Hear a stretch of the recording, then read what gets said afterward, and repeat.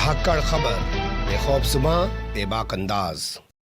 धाकड़ खबर में आपका स्वागत है। मैं आपके साथ हूं अकरम रईस खान। जब से बाबरी मस्जिद को लेकर लखनऊ की सीबीआई अदालत ने अपना फैसला सुनाया और उस फैसले के मुताबिक 32 के 32 आरोपियों को, हालांकि उसमें से एक कभी पेश नहीं हुआ था, यूं कहें कि 31 के 31 आरोपियों को बरी कर दिया है, उसके बाद से बहुत सारे सवालों ने जन्म लिया है।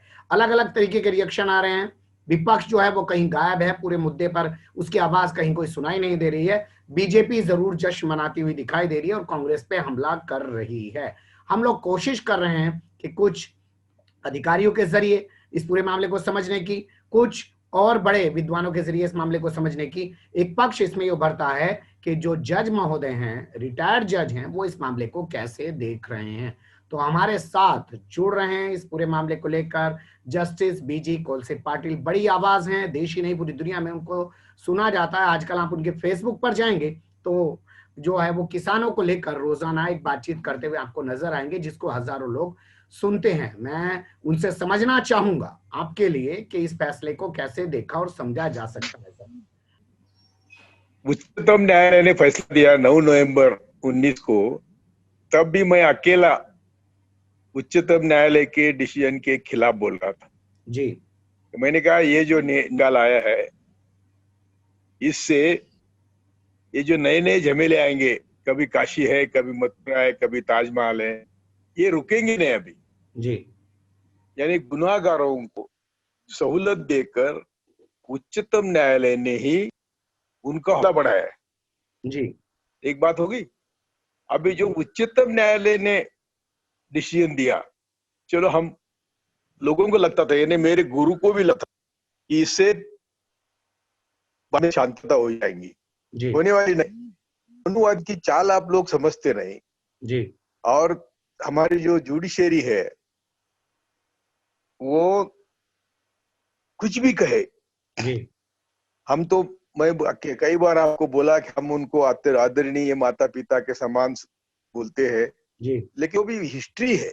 जी। यहाँ इस देश में एससी, एसटी, मुस्लिम, इनको कभी न्याय नहीं मिलेगा।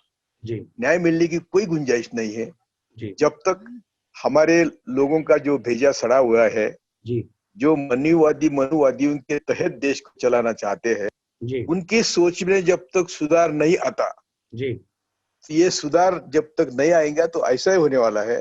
जी। कल का डिसीजन कुछ आश्चर्यजनक नहीं है।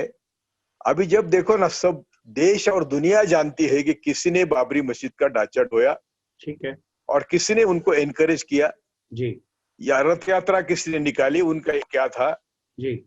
और वहां और एक धक्का बोलने वाले लोग, उनका अभी एक राम के नाम जो पटवर्धन ने फिल्म निकाली है, जी। और भी कई वीडियो है।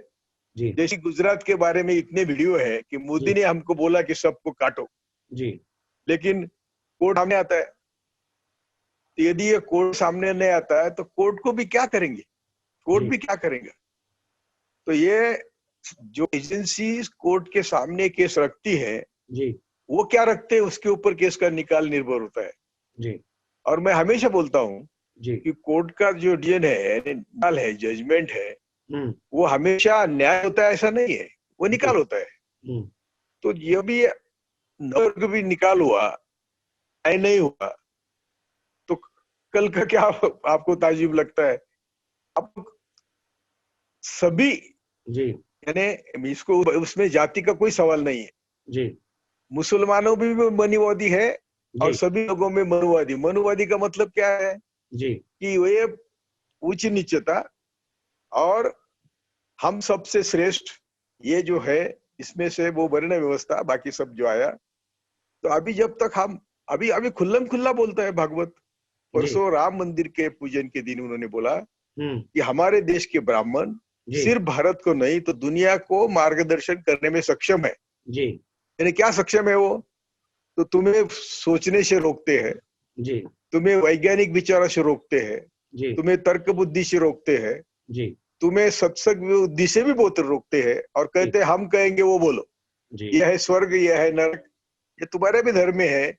लेकिन ये जब तक हम इसका पीछा करते रहेंगे या जी। उसको ही चलाते रहेंगे, जी। तो हमारी सोच कैसी बदलेंगी? आप अब दो बोले चीजें कह रहे हैं सर, कि एक तो फैसले को लेकर आपने एक चीज कही कि कोर्ट जो है सबूतों के आधार पर फैसला सुनाता है, ये जांच एजेंसी जो है वो सही से जब जांच नहीं करेगी तो अदालत उसमें क्या काम करेगी। दूसरे आप कह रहे हैं कि जो मनुवादी सोच है वो सिर्फ किसी एक धर्म के लिए लागू नहीं होती है, जब तक उसमें बदलाव नहीं होगा तब तक इंसाफ नहीं मिल सकता। ये दो चीजें आप कह रहे हैं। बराबर है। तो नहीं, मैंने बोला किसी जाति के लिए मनुवादियों की अड़क नहीं, जो सोच है मनुवादी वो हजारों साल से इस देश में घर कर बैठी है और हर के मन में है। वो यादव हो या कुलकर्णी देशपांडे हो या तुम्हारे उधर के उत्तर हिंदुस्तान के हो, जी। ये हर मन में इसको सोच करके बैठी। और इसीलिए माइनॉरिटीज को जस्टिस देने की एक जो औकात होती है, जो बड़प्पन होता है कि हम मानवता एक है, हम सब ईश्वर के बच्चे हैं, ये जो सोच है, ये जो एक तरह की है, ये हमारे में नहीं है। मैं कानूनी प्रक्रियाओं को आपसे समझना चाहता हूं। आप एक जज हैं, जज के नाते बताइएगा इस पूरे मामले में कोर्ट का फेलियर रहा है कि जांच एजेंसी का फेलियर रहा है, जो कल ये फैसला सुनाया गया और तमाम आरोपी लाल कृष्ण आडवाणी, उमा भारती, कल्याण सिंह, विनय कटियार, मुरली मनोहर जोशी, तमाम लोग बरी कर दिए गए।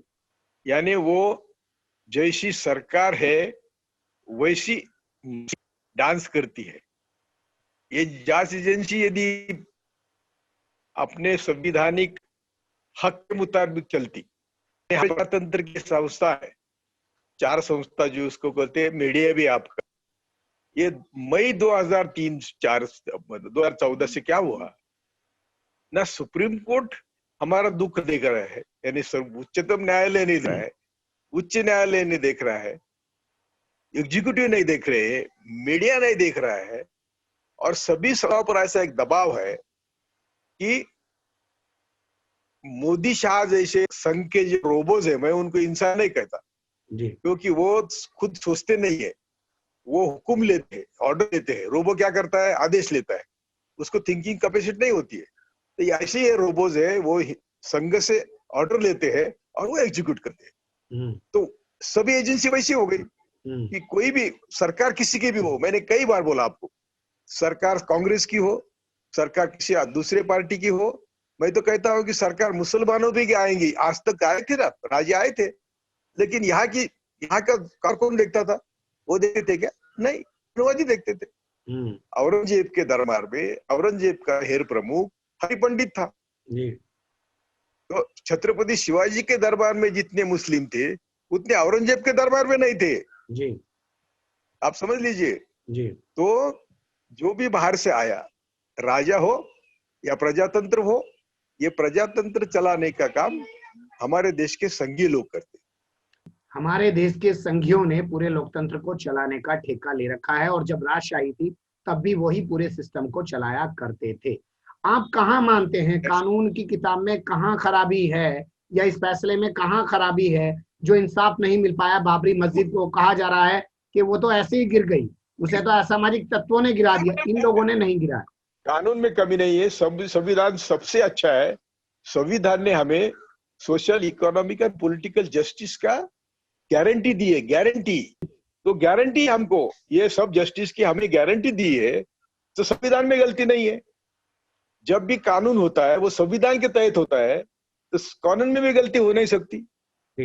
तो जो इम्प्लीमेंट करने वाली एजेंसीज है, वो इम्प्लीमेंट करने वाले एजेंसीज के मन में खोट है। जैसी सरकार आती है वैसी वो इम्प्लीमेंट की पॉलिसी बदलते हैं। और सबसे बढ़िया बात है, एक फ्रेमवर्क है, मनुवादी फ्रेमवर्क है, वो किसी भी सरकार आती है तो मनुवादी फ्रेम में ही चलती है।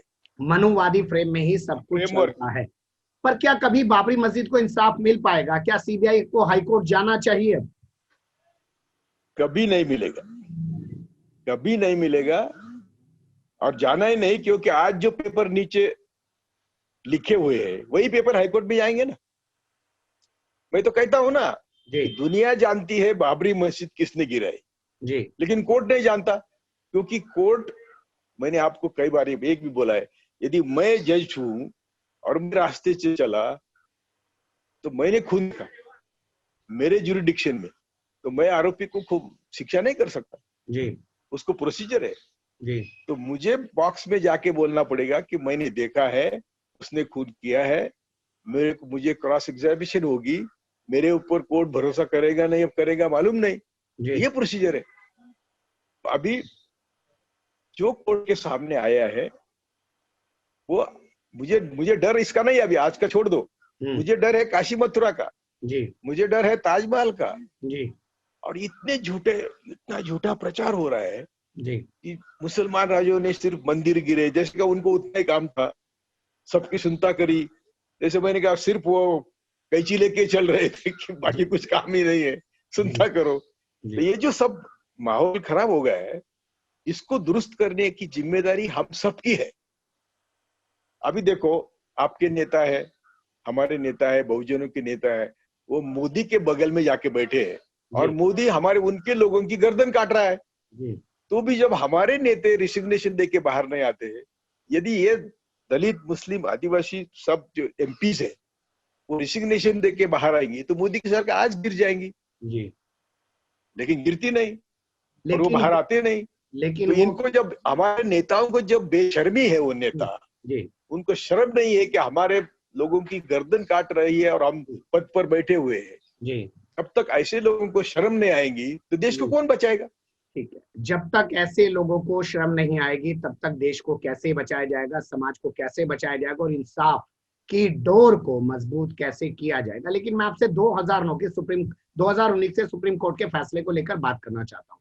उसमें कहा गया कि मस्जिद में मूर्तियां रखना गलत था, मस्जिद तोड़ना गलत था, लेकिन लखनऊ की सीबीआई कोर्ट ने तो गलत भी नहीं कहा।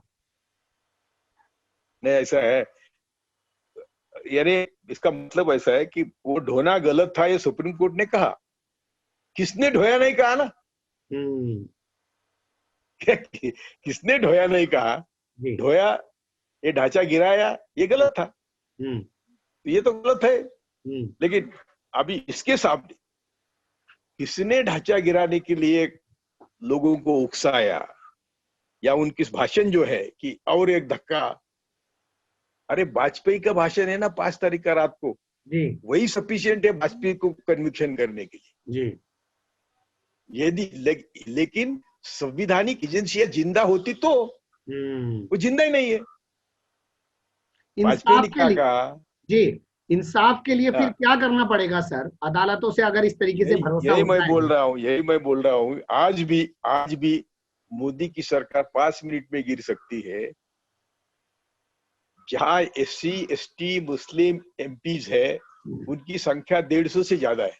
जी यदि वो अभी हमारे लोगों का, आप किसानों के कितने प्रतिनिधि है अभी? जी सब तो किसानों के है ना।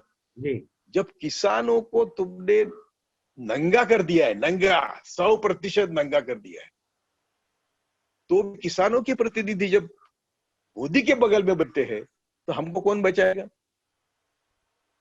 तो अब क्या समझ में आए ना आपके? तो क्या आपको लगता है कि वो SC ST OBC या माइनॉरिटी के लोग अगर इस्तीफा दे दें तो उससे सिस्टम बच जाएगा, उससे कोर्ट इंसाफ करने लग जाएगी? नहीं नहीं, तो फिर सबको डर लगे। अरे जब तक करोड़ों लोग रास्ते पर ले आते, क्या होगा? प्रशांत भूषण के केस पे क्या हुआ? सब देश प्रशांत भूषण के सामने लिए खड़ा हो गए ना। प्रशांत भूषण ने तो पहली सरकार हटाई और ये लाई, उसको तो पश्चाताप होना चाहिए। लेकिन अभी अभी हुआ ना, जब जुडिशरी कुछ करने लगी तो सब देश ने उनको उनका साथ दिया। वैसा ही साथ हमारे जैसे कई लोग काम कर रहे हैं, देंगे एक दिन समाज। मैं तो कहता हूं कि पहले हमें जाति धर्म के नाम पर वोटिंग करना बंद करना चाहिए। सभी लोग जो है 2 ही क्लास होंगे, एक गरीब और दूसरा रईस, रिच और पुअर। यदि इसमें इलेक्शन होता है तो हम इलेक्शन जीत सकते हैं। जी लेकिन वैसा होता नहीं। मेरा धर्म का है, मेरे जाति का है, वो गधा है, लेकिन मैं उसको मत वोट दूंगा, तो दे दो भाई, मरो। मैं कम से कम 30 साल से दलित मुस्लिम आदिवासी में काम करता हूँ। जी मुझे कई लोगों ने बोला है, बाला साहेब ठाकरे जैसे सभी लोग बोले कि आप गधे हो, दलित मुस्लिम आदिवासी आपको कभी भी जी नेता नहीं मानेंगे और आप उसमें यशस्वी नहीं होंगे। जी तो भी मैंने मेरा काम छोड़ा नहीं, जी मैं काम करते रहता हूँ। मुझे मुझे जो लगता है कि दलित मुस्लिम आदिवासियों पर इस देश में बहुत अन्याय होता है, और अन्याय के खिलाफ लड़ना मेरा काम है, वो मुझे माने ना माने, मुझे क्या करना है? यदि मेरा किसमें कोई स्वार्थ नहीं है तो मैं काम करता हूँ। आपके उन्होंने तो जज्बे मुझे को, जी, आपके इसी जज्बे को सलाम करता है धाकड़ खबर कि कोई माने ना माने, हम बोलने की अगर ताकत रखते हैं तो हम बोलते रहेंगे। कितने लोग जागते हैं या कितने लोग सुनते हैं ये कोई मतलब नहीं रखता है। लेकिन आपकी बातों से एक चीज निकल के आती है कि अगर इंसाफ मिल सकता है तो वो मिल सकता है अपनी सरकार बनाने से, अपनी सत्ता बनाने से। तो ऐसे क्या हर That's कोई अपनी right. सत्ता और अपनी सरकार ही बनाएगा सर? नहीं नहीं, लेकिन ऐसा है कि जब तक हमारे सोच के लोग वहां बैठते नहीं, जी, यदि हमारे सोच के लोग बैठते तो उच्चतम न्यायालय की क्या हिम्मत होती? करोड़ों लोग पैदल चल रहे हैं और उच्चतम न्यायालय को नहीं दिख रहे।